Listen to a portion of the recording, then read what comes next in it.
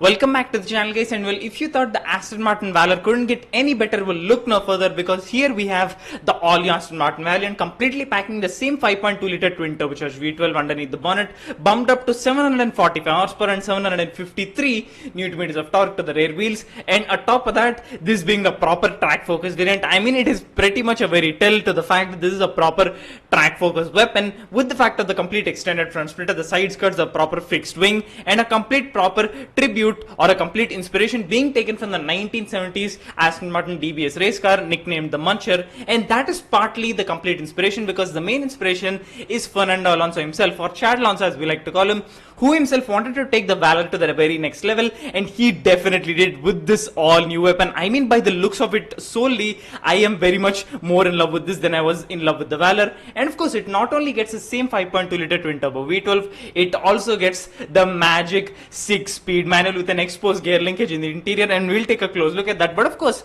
a close look at the exterior on its own is definitely going to properly show that there are a shit ton of changes. First off, to begin with, it's got NACA ducts on the bonnet, and on top of that, some very big F1 inspiration, seeing the fact that it was in fact Fernando Alonso himself who worked in collaboration with the Q division of Aston Martin to properly craft this one of 38 masterpiece. And yes guys, only 38 of these bad boys will ever be made. And of course, I mean, this being a proper Valor variant and this being a way more monstrous one, it was bound to be a way more rare one. But nevertheless, carrying on with the F1 inspirations, it's got vertically positioned side panes on the ends of the splitters, similar to what you can find in modern day F1 cars. And on top of that, the ends of the side skirts with the upswept vortex generators that completely eject turbulence, cut drag, and tame airflow around the wheels. And speaking of the wheels, it's got magnesium wheels with carbon fiber aero covers to of course decrease turbulence around the wheels. And on top of that, a complete race spec or a complete race bred damper system, which are the Multimatic adaptive spool valve dampers on their own, completely race spec on its own. And for a car of this nature, it was bound to get that type of treatment.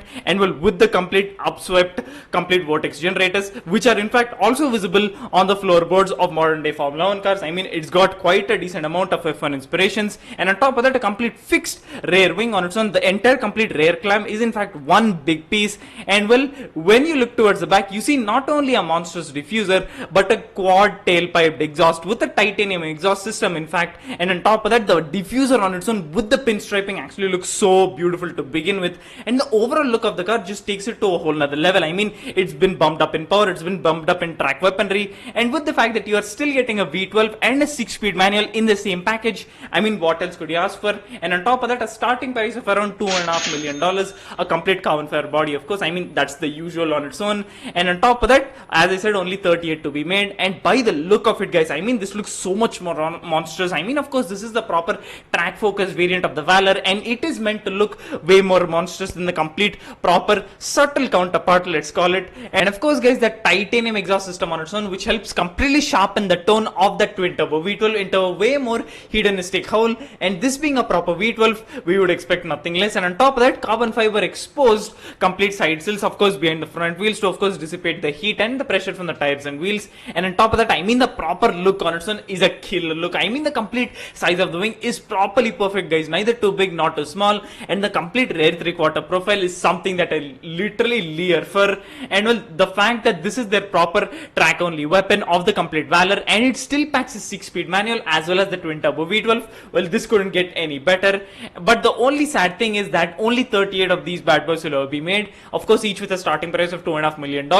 And well, this being a proper F1 inspired proper track bred variant, I would expect nothing less. And I mean, the proper inspirations of the complete upswept vortex generators, which can in fact be found on modern day F1 cars, as well as the complete vertically positioned side panes on either end of the front splitter. And well, what else could you ask for, guys? I mean, the whole thing is a proper looker and is definitely going to steal eyes wherever it goes. And well, now we march on into the interior, where of course you properly get your carbon fiber buckets, and the complete central console is also clad in carbon fiber, as well as the complete door cards also properly in carbon fiber. And the pièce de résistance, i.e. the 6-speed manual shifter with a proper exposed gear linkage, thereby showing the proper inner workings of that manual transmission. Of course, the proper jewelry inside the car is not wood or anything properly out there, but machined aluminium to of course course keep it light in light of the fact that this is a proper road legal track weapon. And one of the main things that I properly adore and love about the complete interior, aside of that 6-speed manual shifter on its own, is the steering wheel. No big buttons, no gizmos that properly deviates the driver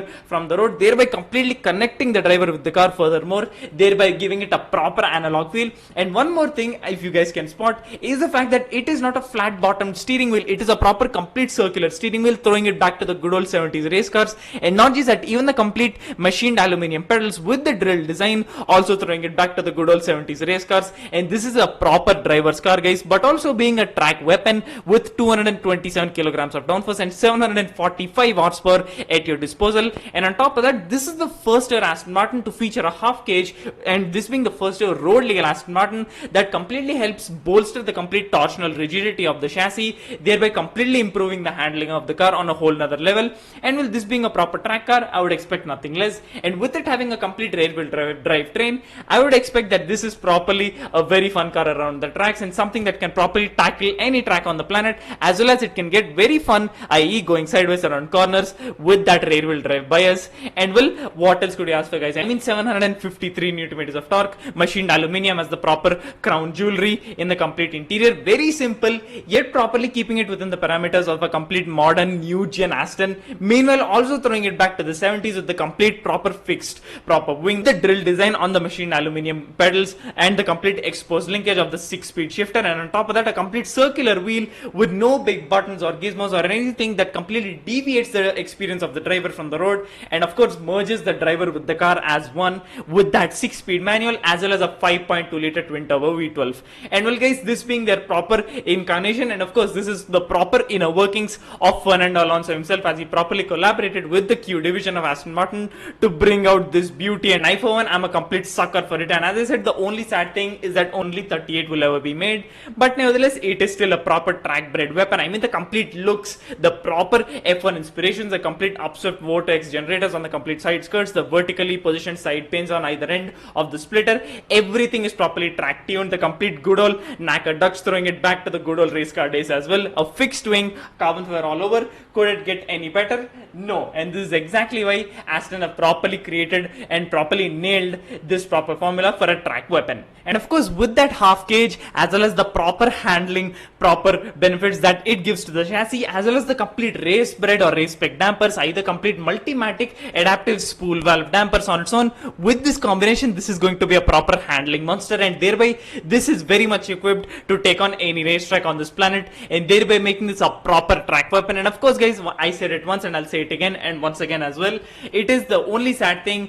is the fact that only 38 of these babies will ever be made, but nevertheless we are still properly living the proper V12 desire, with the fact that it is coming hooked to a 6-speed manual with an exposed linkage as beautiful as that, which on its own is a complete art piece to look at, with the proper beautiful interior, very simplistic yet properly beautiful, with a complete iconic and flawless design. Meanwhile, also keeping in the complete race bred functionality of keeping this as a road legal car, meanwhile also properly doubling as a proper track weapon with a V12 and a 6-speed manual. You cannot go wrong by taking one of these, but of course that's going to set you back at a starting price of at least $2.5 million, and well, speccing wise it's going to go up and up.